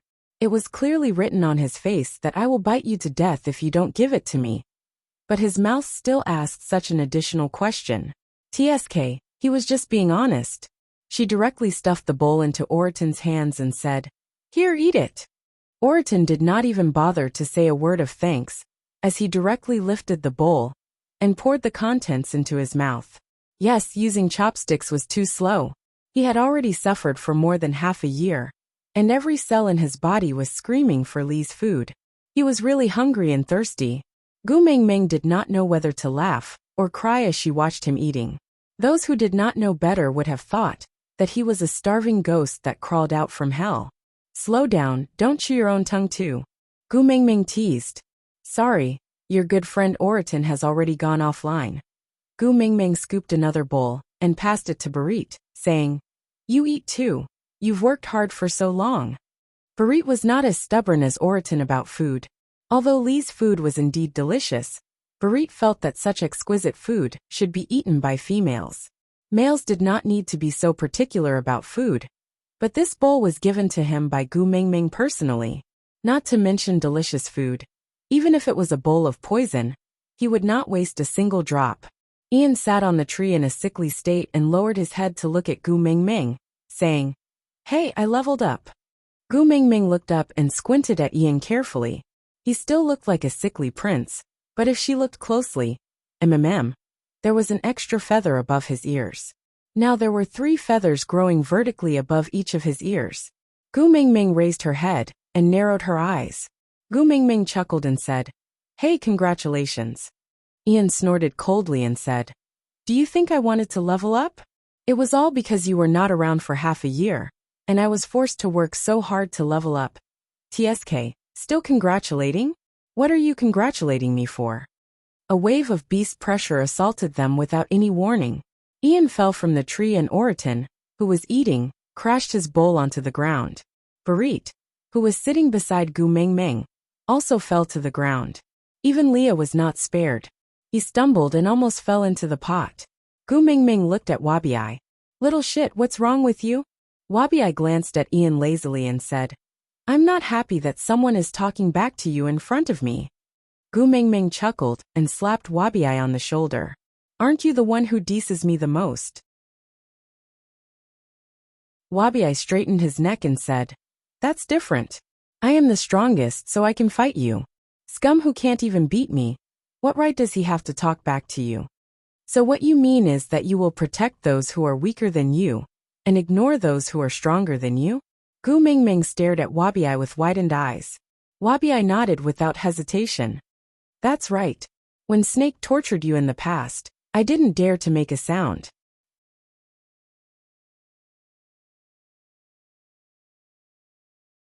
Chapter 1080.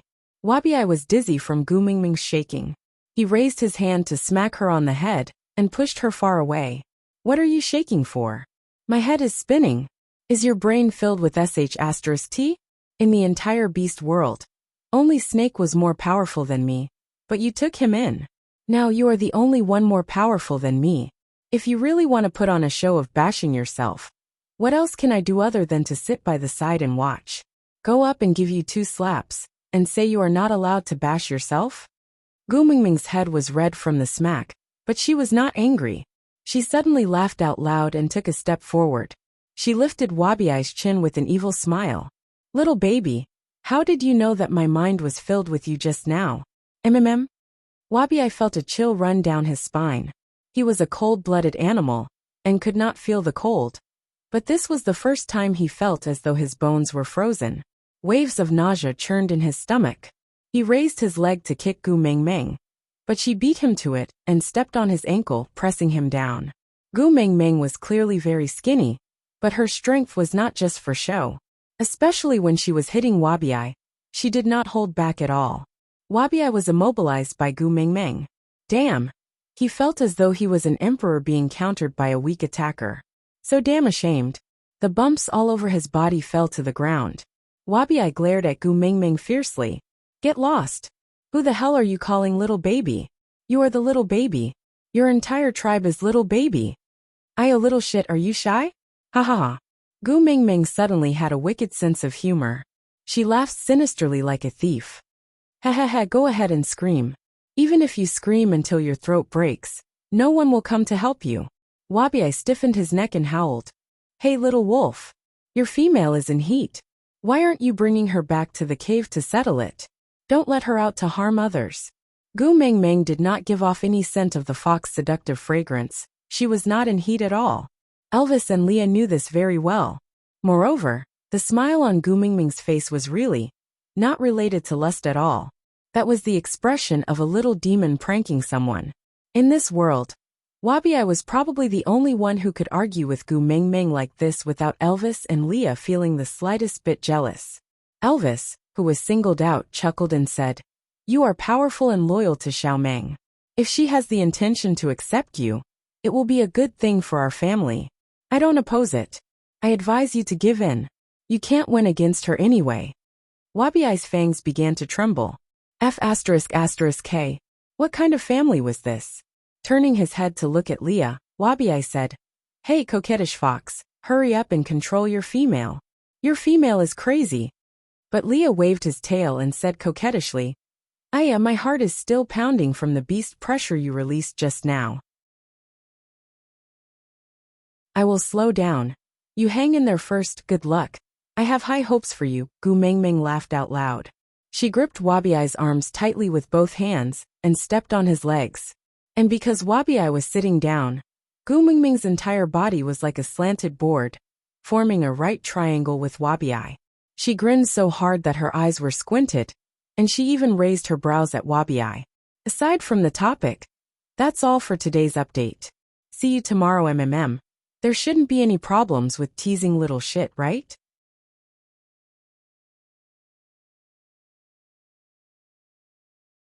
Chapter 1081. Wabi had no choice but to admit defeat. Gu Mengmeng, you are my ancestor. I was wrong, alright? Can you clear your F***king head? Gu Mengmeng pushed Wabi to stand up. She clapped her hands. Tisk, so boring. Admitting defeat so quickly. Wabi flexed his wrist, which had almost been broken by Gu Mengmeng. He said fiercely, "If I don't admit defeat, I will not be able to keep my chastity in my old age. Are those two in your family not enough to satisfy you? Why don't you consider taking in 2 more strong partners to fill the emptiness? I think those 3 are not bad." Wabi casually pointed at Barit, Oriton and Ian. Ian was the first to explode. "You are giving something that you don't even want to me?" Wabi narrowed his eyes. "You are just a bird and you dare to despise the saintess of our Snake King Valley? You must be tired of living." Ian's face was flushed red, but he could not say a word. He could not refute. Although he could fly, Wabi could easily slap him down from the sky with his beast pressure. He could not beat him. Oriton said in a low voice, "If food is included, I don't mind." Leah chuckled. "I mind. Let me tell you, you better not have any designs on my Gu Mengmeng. Otherwise, I will make sure you have no cooked food to eat for the rest of your life." Oriton nodded his head cautiously and said, "Don't worry. I am only interested in food. As for females," Oriton looked at Gu Mengmeng seriously, but still shook his head and said, "I feel that females are not as attractive as a plate of roasted meat. The Great Messenger is a little special. Probably 3 days' worth of rations, no more." Gu Mengmeng facepalmed. Damn it. Previously, Sandy had pushed her out of solder for a portion of fruits. Now Oriton was stabbing her in the back. Losing to roasted meat was so depressing. She felt like she was in a daze. Barit remained silent. He knew this was a joke that made him feel suffocated. He desperately wished it was real. Unfortunately, a joke was just a joke. Apart from him, no one would take it seriously. So Barit lowered his head and sat quietly on the spot. He tried to calm his surging emotions from Wabi's casual pointing. He unworthy. The noisy dinner ruined the quiet night, and the cave, which had not been inhabited for a long time, seemed to have warmed up a lot. When Gu Mengmeng returned to the cave to sleep, it was already dawn. This was the good thing about the cave. There were no windows. As long as she lived in it, the time outside would not affect her. Gu Mengmeng, who had planned to have a good sleep for a day and a night, was woken up by someone when she was deep in her dreams. Damn it! Damn it! Damn it! Ever since she inherited Snake's ability, her hearing was as good as having a loudspeaker in her ears. Even the slightest movement could be heard clearly. This obvious fighting sound was like a series of kicks being thrown into her ears. Gu Mengmeng sat up abruptly and realized that Elvis and Leah were no longer in the cave. Needless to say, the ones fighting at the door were definitely the 2 of them. Gu Mengmeng rolled up her sleeves and walked out in an aggressive manner. As she walked, she hollered, "Sparing people from their dreams is like killing their parents. Damn it, which one of you doesn't want to live anymore? How dare you disturb my sleep?" The fighting sound stopped abruptly. Elvis and Leah ran in together. One hugged Gu Mengmeng firmly while the other hurriedly handed her a cup of water. After all,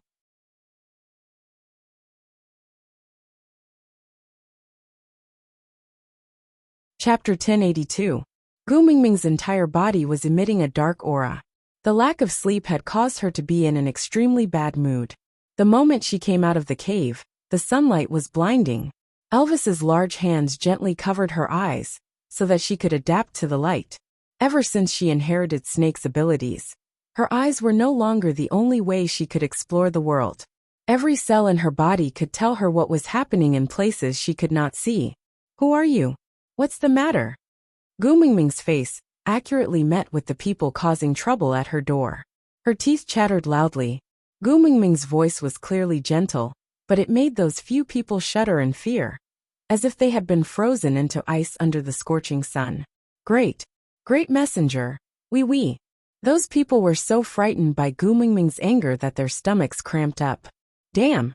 They had been stray beasts for so many years, and had done all kinds of dirty deeds.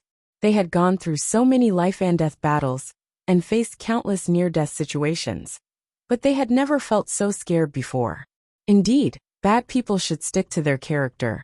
It was much easier to snatch things than to give them away. Damn, it was really hard to be a good person. It was too scary. The gap between Elvis's fingers gradually opened, allowing the sunlight to land on Gu Mingming's eyes. Gu Mingming could already see the huge stone basins behind the stray beasts. They were filled with grapes. Raising her brows, Gu Mingming felt strangely less annoyed. Her tone also became better, but she was still a little lazy. She rested her forehead on Elvis's shoulder and glanced sideways at the orcs who had come to deliver the gifts. These are for me? Who asked you to deliver them? Great Lord Cole asked us to deliver. The stray beasts also felt very aggrieved. They did not back down when they were fighting Elvis just now, but now they could not even straighten their tongues in front of Gu Mingming. TSK. Although she had guessed it, she was still in a bad mood. Rolling her eyes, she said, "Take them away, I don't want Cole's things." With that, Gu Mingming turned her head back to Elvis's shoulder, indicating that she wanted to return to the cave to continue sleeping. Upon seeing Gu Mingming's reaction, the stray beast immediately said, "But these fruits were personally plucked by young master. Sir Cole is only helping young master to deliver them. Great messenger, please don't waste young master's filial piety." Gu Mingming paused and turned to look at the stray beast. Seeing that he was stuttering from the very beginning, this sentence came out so smoothly. Someone must have taught him, right? Young master.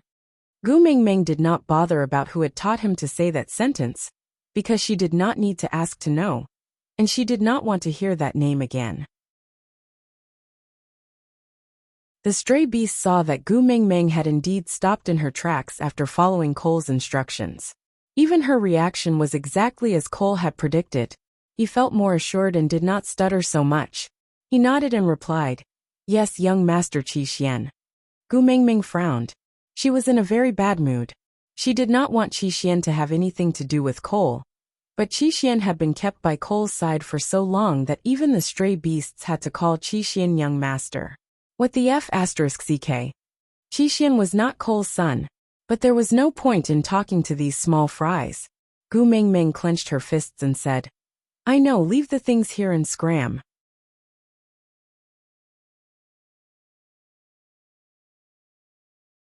Chapter 1083. Gu Mingming squatted beside the few big basins of grapes, and reached out to pinch one before sending it into her mouth. Elvis snatched the grape away from Gu Mingming's lips, and with a nimble tongue, he sent the grape into his mouth. After chewing for a while, he said, "The taste is very mild, but it was indeed plucked by Qi Xian. But since it was sent by Cole's men, I have to be on guard. You can only eat it if I am fine before nightfall, understand?" Gu Mingming said helplessly, "Have you forgotten that I have snake's poison in my body? In the entire beast world, I am the most poisonous person. Other poisons cannot harm me at all. Even if there is poison, it will be neutralized by snake's poison." Elvis tapped Gu Mingming's little nose and said, "If you have nothing to fear, be careful of being taken advantage of. Leah and I cannot afford to take any risks." Gu Mingming was helpless and had no other choice. These two people were overly protective of her and could not bear to see any harm befall on her. And she rather enjoyed this protection, so she did not say much and just asked Elvis to put her down before asking him and Leah to carry the grapes into the cave. Gu Mingming was not fully awake, and now that the annoying fellows were gone, She naturally returned to the cave to catch up on her sleep. She slept all the way until the afternoon. Leah was afraid that she was hungry and entered the cave after cooking. He laid beside Gu Mengmeng and used his furry large tail to lightly brush her arm. His gentle gaze landed on Gu Mengmeng's defenseless little face, and he could not help but peck her lightly. He called out gently beside her ear. Mengmeng, I am so bored, don't sleep, open your eyes and look at me mmm. Mmm. Gu Mengmeng hummed and instinctively hugged Li's tail, turning around and burrowing into Li's arms. Li's arms were filled by Gu Mengmeng, and his heart was also filled to the brim. His voice unconsciously became softer and softer, like a gentle breeze blowing past. His slender and bony hands were in Gu Mengmeng's hair. Her silky hair was as smooth as black silk, coiling around his fingers gently. All right, I'll hug you until you want to get up. Kissing the top of her head, Leah chuckled. I really don't know what to do with you. She did not know if it was because Li's gaze was too hot, or because Gu Mengmeng had had enough sleep. But after a while, Gu Mengmeng raised her head and gave him a sweet smile even before she opened her eyes. Her voice was a little hoarse and carried the unique tenderness of a morning. Morning, it was just one word, but it moved the corners of Li's lips. He pinched Gu Mengmeng's little nose and said, I was afraid that you would be hungry and hoped that you would wake up earlier. I also yearned for your dependence and wanted you to sleep a little longer in my arms. I really don't know what to do with you. Gu Mengmeng smiled as she buried her face into Li's chest and rubbed against it. Yeah, I'm really hungry. Leah carried Gu Mengmeng up from the bed and carried her out of the cave. As he walked, he said, the food has already been prepared, just waiting for you to wake up. Gu Mengmeng was still hugging Li's tail in her arms. After waking up, she was like an angel, radiating a bright and gentle light. She was the complete opposite of the little demon she was in the morning.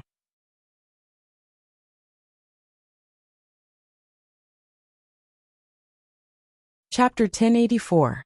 Gu Mengmeng turned to look at Elvis, who chuckled as he sat beside her. I saw that the table in Sauter's stone castle was quite suitable for you. It was troublesome to move it around, so I made one for you while you were asleep. Do you like it? Gu Mengmeng smiled and nodded. Although it is delicious to eat by the fire, I still prefer to sit at the table properly. Elvis had already noticed this, so he made a table for her the moment he came back. I will make a smaller one and place it in the cave. This way, you can eat at the table during winter. Elvis rubbed Gu Mengmeng's little head gently. He would give her whatever she wanted. Gu Mengmeng nodded. Then, she looked at Oriton, who was circling around Li's stone pot, and Barit, who was standing in the shade and staring at his toes. Since you are here, come and sit here. There were 3 stone stools on each side of the rectangular table. The one in the middle was covered with a thick layer of beast skin. It was obviously Gu Mengmeng's seat. Elvis and Li's seats were naturally on the left and right of the table. Wabi was already seated in the middle of the 3 stone stools opposite them. Although he did not care much about these cooked foods, and the portions were too small, he still enjoyed eating with Gu Mengmeng. He felt that there should be a seat for Snake on this table. Since Snake was not around now, he would occupy the seat for Snake first. Oriton and Barit sat on the left and right of Wabi. Meanwhile, Leah directly placed the large stone pot on the table and distributed their own bowls. It's still the most comfortable to eat at my own place. After eating her fill, Gu Mengmeng stretched lazily and leaned into Elvis's arms. She watched as Oriton cleaned the cutlery without any prompting. Meanwhile, Leah went into the house to take out a large plate of grapes and fed them to Gu Mengmeng one by one. Leah was a witch doctor and was from the same snow fox tribe as Cole. If he dared to feed Gu Mengmeng, it meant that there was nothing wrong with the grapes themselves. Moreover, Elvis had eaten some himself and did not show any adverse reactions, so Elvis did not insist on waiting until nighttime to eat these grapes. After Gu Mengmeng ate 2 grapes, her eyes suddenly rolled. Grapes?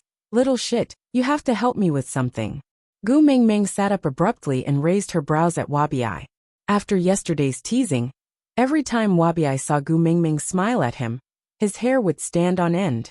Crossing his arms in front of his chest, he leaned back and looked at Gu Mengmeng warily. What? Gu Mengmeng slammed the table and roared. Put your claws down.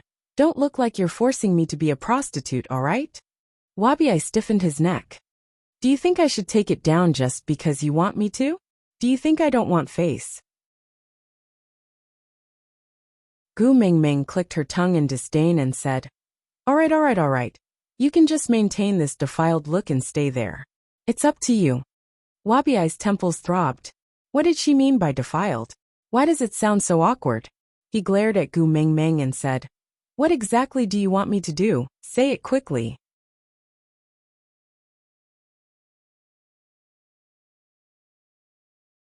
Chapter 1085. Wabi's face was filled with disdain, but he didn't reject. He glanced at Elvis and said, Go bring the grapes out. Elvis directly ignored Wabi's words. Xiaoming wanted to bring the grapes to the stream. He was just doing it for her. There were a total of 9 large stone basins, each filled with grapes. Elvis and Leah took 3 trips to bring out all the stone basins. Barit, Oriton and Wabi each carried 2 large stone basins towards the stream. When they reached the stream, Fei Rui was also there. He waved at Gu Mingming when he saw her from afar, shouting excitedly, Great messenger. Fei Rui's eyes were really clean, just like those of an innocent puppy. They shone with the purest brightness, making one want to smile at him. When it came to playing with water, no one could compare to Fei Rui. Once he heard that Gu Mingming wanted to wash the grapes, Fei Rui volunteered to handle the part in the water. He got Elvis to pour the 9 large basins of grapes into a more spacious area in the stream. Then, he gently shook his cheeks, causing the fish in the stream to form a wall downstream, ensuring that not a single grape would be carried away by the current. Then he transformed into his half-beast form and started swimming in circles. The small fish that had been blocking the way downstream also joined in under Fei Rui's command. One of them swam clockwise in the inner circle, while the other swam anti-clockwise in the middle. Fei Rui swam clockwise in the outermost circle.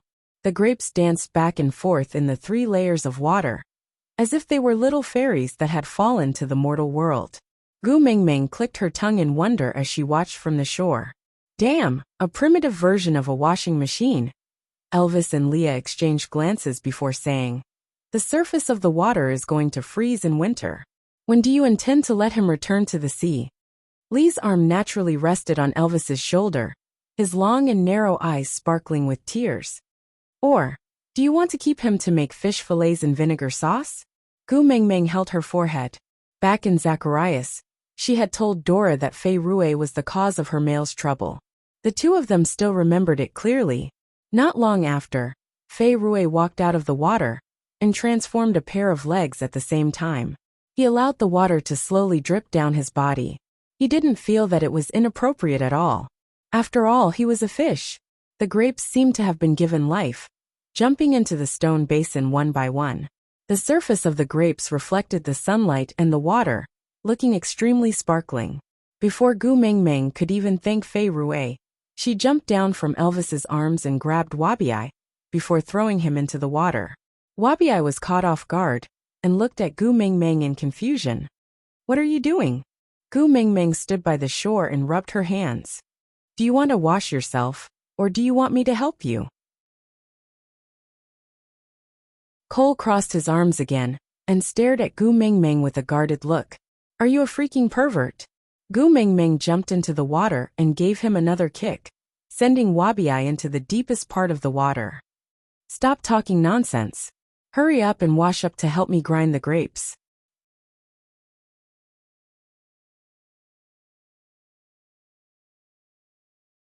Chapter 1086. Wabi looked at Gu Mingming as if she was an idiot. Are you out of your mind? This basin is so small. How can I enter? Gu Mingming tilted her head. Just reveal your snake tail and roll around like how Fei Rui did in the water just now. Crush these grapes into pulp for me. Wabi rolled his eyes at Gu Mingming before retreating into the stream. He reverted to his original form and coiled there. His body, which was as thick as a train, appeared in front of Gu Mingming. He said in snake language, If you are not blind, look for yourself. Can I even enter? Gu Mingming looked at Wabi, then at the stone basin. This stone basin was so big that it could be used as a bathtub for her. But compared to Wabiai's original form, it was just like the cap of a mineral water bottle. If she wanted Wabiai to enter, it would really be difficult. Gu Mingming pursed her lips. Little shit, you should lose some weight. Wabiai didn't even have the mood to strangle her to death. Anyway, it was not the first or second day that she had been causing a ruckus. He reverted to his human form. Just crush them into pulp, right? Gu Mingming nodded. Then, Wabiai stuck out his tongue impatiently at a spot not far away. Then, over a dozen little snakes as thick as an arm slithered out from the bushes. They didn't come to Gu Mingming. Instead, they entered the stream and swam for a long time, as if they were bathing. Then, Wabiai placed one of the stone basins by the stream. The little snakes directly jumped out of the water and landed accurately in the basin. Then, they squirmed around in the basin, causing the grapes to bulge visibly. Then they slowly sank into the basin. Finally, Gu Mingming saw a little snake rolling around in the basin, crushing every single grape into pulp. Not to mention the whole grape. Even the grape seeds could not be seen.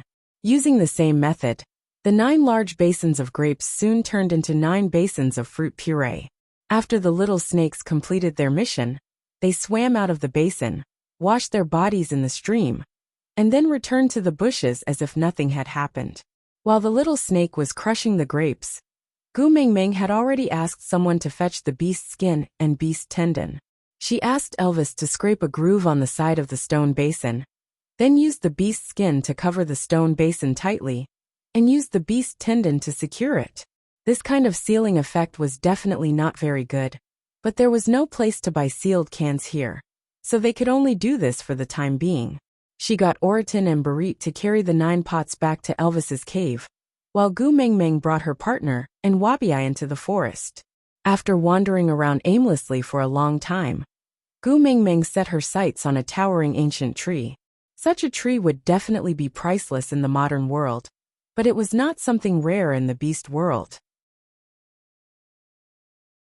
Actually, it was quite a pity to chop it down, but Gu Mingming wanted to use it now and there was no better choice.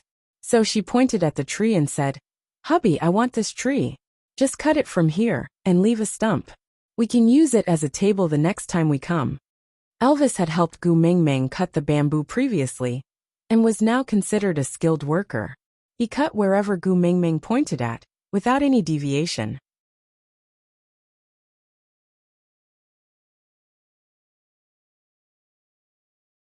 Chapter 1087. As for the fact that Gu Mingming kept calling him little shit, he had resisted it at the start. Then it became a shadow in his heart, and now he had gotten used to it. A person's ability to accept was really very strong. Sometimes, Wabiai would think that now that he heard Gu Mingming call him Wabiai, he felt strangely nervous and guilty, as if he had been caught doing something extremely bad. The snake tail coiled around the trunk of the tree as it followed Gu Mingming back. A 5th-level snake beast was a godlike figure no matter where he was placed, but he just had to be a porter for this little girl. But he just felt that it was not as comfortable as Gu Mingming ordering him around when others were serving him. TSK, a natural slave. Wabiai cursed himself in his heart as he dragged the tree back for Gu Mingming. Gu Mingming drew with her pen that the tree trunk should be cut into several sections at waist height. Then, she asked Leah to cut off a piece as thick as a finger from each section. Then, she hollowed out the rest of the tribe to make a wooden barrel. She then cut off a piece to make a lid, and used beast skin to wrap the lid to achieve a sealing effect. But the newly made wooden barrel could not be used directly. After all, the smell was too strong. So he asked Barit and Oriton to take it to the stream for Fei Rue to wash it again, before placing it in the shade to dry. Leah used the wood from the wooden barrel to make various types of cutlery, maximizing the use to avoid wastage. Although there were many trees in the beast world, Gu Mingming said that environmental protection is very important, so they tried not to cut down too many trees. If they really needed to cut down a tree, they had to make full use of it and not waste it. So Leah piled up the leftover pieces of cutlery at the side, to be used as firewood during winter. By the time everything was sorted out, the sky had already darkened. Oriton never missed mealtimes, so he carried his prey back early and stared at Leah eagerly. If Gu Mengmeng had not seen the word food clearly written in his eyes, she would have fantasized that Oriton had ulterior motives towards Leah. Barit seemed to have moved to a place near Elvis's cave. It was not in Elvis's territory, but close to it, so he followed Oriton here. Ian and Fei Rui were the last to arrive. Both of them looked as if they had something on their minds and wanted to say something. Gu Mengmeng ignored Ian and instead tugged at Fei Rui to show some concern. What's wrong? Do you have something to tell me? Fei Rui's big eyes were clear and clean. Every time they looked into each other's eyes, he felt like he was in the vast galaxy, sparkling and pure. Fei Rui bit his lip and nodded. Great messenger. I have to return to the sea. This was good news.